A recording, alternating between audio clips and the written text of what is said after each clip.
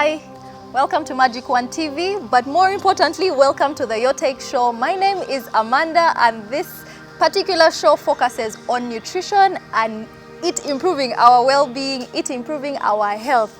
And I'm sure you find that important, right? That's the reason why I wake up every day and come make sure that we have content for this particular show. So stay tuned, because in the show today we'll have the food throne, then we'll have the discussion room, then we'll have the take of the week, and then I'll leave you with my wellness quote. Maybe we should start off with the particular social media platforms that you can also engage with me on, because this show particularly is more about people, you, the community, actually sending in your inquiries and then us discussing them and seeing the lessons we learn. And that's what we bring to the Your Take Show. So on social media, you can get to me via WhatsApp, that is 0782152610. On Instagram, my handle is Food Witness. On Facebook, we do have a Facebook page that's very vibrant and a great space to learn, really. The Facebook page name is Amanda Twebaze Nutritionist. On YouTube, I do put out, health-related content as well, still catering to wellness and, wellness adventures. The YouTube channel name is Amanda Twebaze Nutritionist. If you are a blogger or if you love blogs, then you'll be pleased to know that I do write food blogs, and my address for the food blog is amandatwebaze.blogspot.com. Well, that's about it. Let's get started with the show. In the food throne today, we're looking at dill. Now, this one is a bit dried up, sorry, but just so that we, get the drift of what we are talking about. Now, dill looks a bit like a comera or Christmas tree, or it looks a bit like a smaller version, a baby version of rosemary, and it's a herb. It's also used as a spice for our food to make great sauces. I particularly love it for my meat sauces or meaty animal sauces. And what's the most important thing about dill? How does it help our nutrition anyway, or is it bad for our nutrition? Firstly, I would like to send out a warning to the pregnant and breastfeeding women. Please avoid using this, because it could affect your pregnancy's health and your baby's health as well, and we don't want that happening, so avoid it. And then it could also be allergic for some. You could also be allergic for some people. So if you find out that you feel an allergy, then you might want to avoid it for a bit. But how important is it, or how nutritious is it? Now, dill, as small as it looks, a little leaflet or sprig, dill actually has a lot of zinc in it and vitamin A.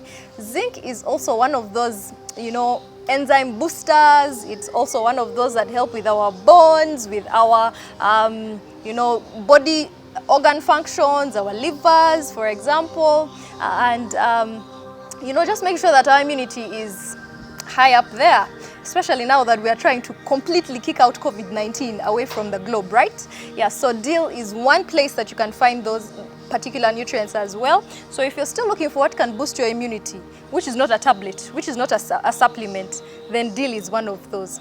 Dill also has been seen to help people who have, stomach issues. If you're having digestive issues, say you feel like your food doesn't move, when you eat, maybe your food combinations also need to be worked on, but dill actually helps with that. Also, it helps with gas in your stomach. For some people, they've also said it helps with, colic for children, so you might want to try it out as well. But anyway, dill and our stomachs, those two are friends, so you might want to have dill around your home, plant it, stock it, gift it to someone.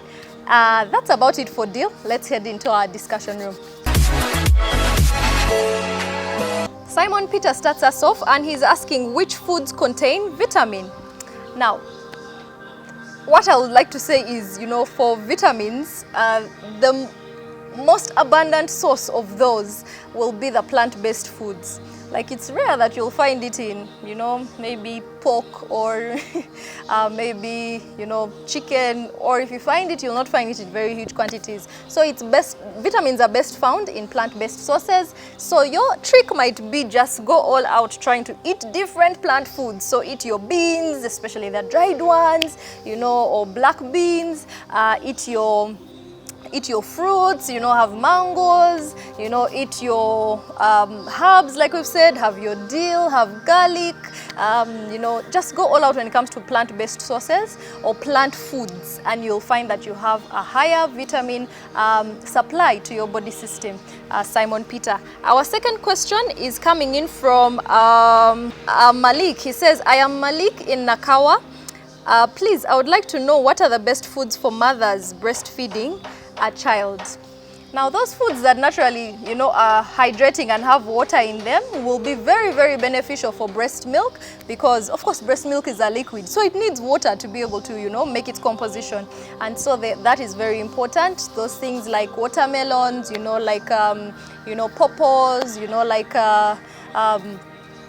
porridges, because we usually put a lot of, you know, water as well to make those up, and drinking water, that's really important. So hydrating foods, but also we have particular foods that we like to call you know, galactagogues. So these ones tend to stimulate, you know, our hormones that help us produce breast milk for the women, and so you might want to also focus on those. These are normally found in many of our spices and herbs again, so particular ones that have seemed to be safer for breastfeeding women are fenugreek and fennel.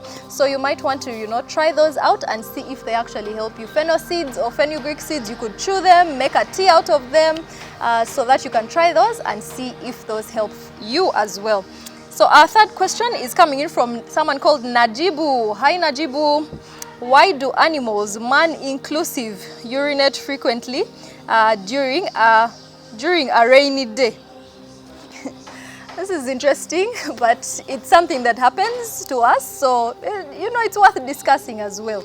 I'm sure the doctors will have better responses for this, but what I will say is it's basically for temperature control. You know how important temperature is for our body system. So if your temperature is way too high or way too low, that's a problem for health. That could easily lead you into shock, it could easily lead you into death, you know, it could easily lead you into, say, frostbite. So those are some of the things that, you know, help us to control our temperatures, internal body temperatures. But one important thing when it comes to food that we should note is, you know, even with the drinks that you have or with the foods that you have make sure you're able to monitor, you know, your body temperatures. It's good to have a thermometer in the house, by the way. It shouldn't be something that you only see when you get to the clinics or to the hospitals. Actually have a thermometer so that you can keep checking in. If you feel something is awkward or, you know, you're just not feeling right, you feel like you're burning up, test yourself. It's an easy tool. It's something that is cheap as well and very readily available in our pharmacies. So get a thermometer, really important. Our fourth question is coming in from Disan. He says, I am Disan, 21 years old. My diet each day is I eat 2 yellow bananas, 5 liters of water, 2 boiled eggs, and 1 cup of milk. The question is my diet healthy? Now, if we're looking at diets, first of all, we have 2 categories of diets. They are the specialized diets and then general healthy eating. So those two are different. If you're just looking to eat healthy, what I see you doing with the foods that you have named above there is specialized kind of diet. You can't be having those foods every single day if you want to have a healthy, generally healthy diet. So you might want to add a bit more carb in there because you seem to have a lot of protein and vitamins, but I do not see carb, and yet carbs are very important. Carbohydrates, I mean, are very important to help you fuel, you know, the body with energy. So I think you are focusing more on a specialized diet, and these specialized diets are meant for specific health goals. So it's good that you should be guided, but in case you are just asking for general healthy eating, this is not it. You still need to add a little bit of other components, food components, and your diet will be healthy. Namale Maureen is saying, I'm 6 months pregnant, but I'm taking tablets for ulcers and flu, which are many. I take 16 per day. Wow, that's a lot. Is it bad or does it not harm the baby inside? Now, anything if taken in high dosages can be detrimental to health, can affect our health.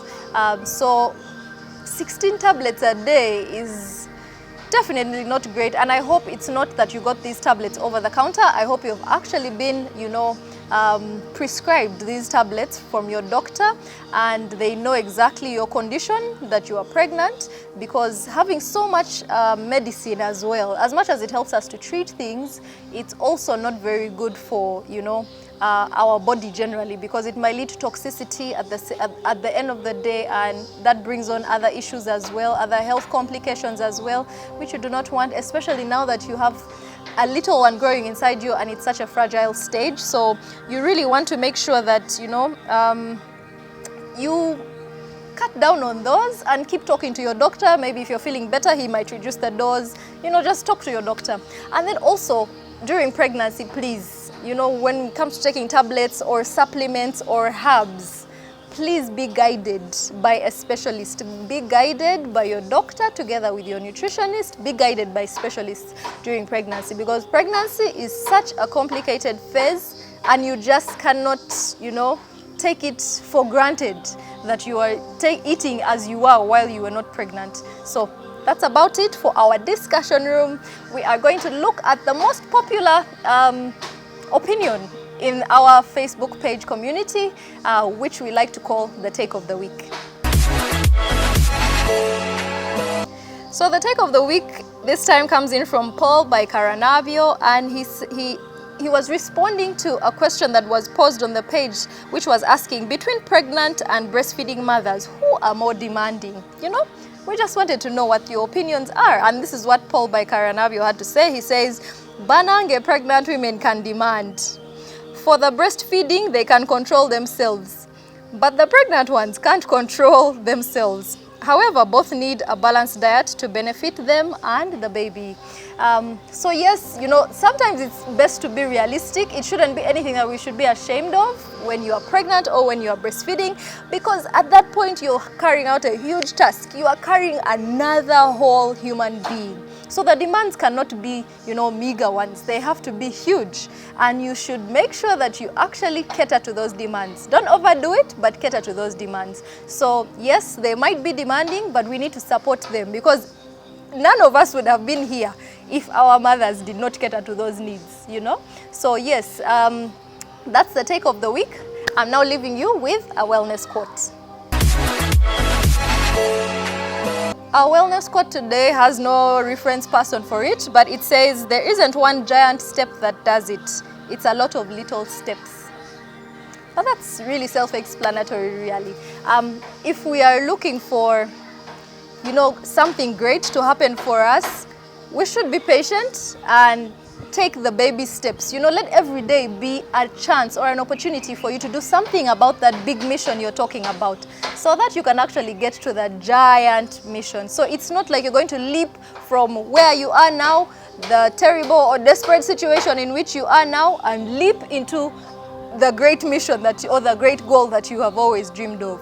You're going to have to work each day. You're going to have to add brick by brick by brick to make sure you get to that point. So it's not about the giant step. It's about the little steps that you take to attain your goals. So that was our wellness quotes. Now I am saying my bye-byes. Of course, I like to make it a whole ceremony as well.